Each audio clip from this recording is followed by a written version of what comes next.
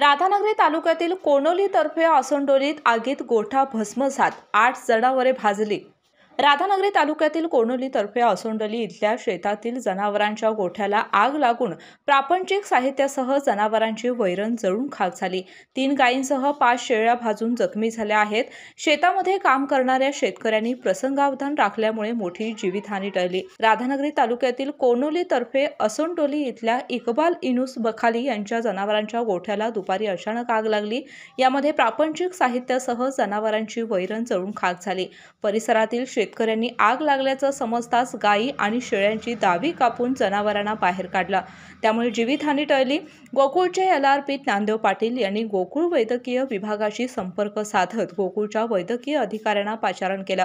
दरम्यान गोकुळचे वैद्यकीय अधिकारी डॉ. BM पवार यांनी भेट देत जखमी जनावरांच्यावर उपचार केलेत, त्यामुळे मोठी जीवितहानी टळली। आगीचे नेमके कारण अद्याप स्पष्ट झालेले नाही। सध्या वातावरणात उष्णता वाढत आहे, त्यामुळे जनावरांचे गोठे वैरणी सुरक्षित ठेवावे। आगीपासून प्रतिबंध करण्यासाठी प्रतिबंधात्मक उपाययोजना करण्याची गरज वैद्यकीय अधिकाऱ्यांनी व्यक्त केली। KK न्यूजसाठी राधानगरीहून मिलिंद कांबळे। डॉक्टरांनी ॲडमिट होण्याचा सल्ला दिलाय, पण स्पेशल रूम परवडत नाही। मग टेन्शन घेऊ नका।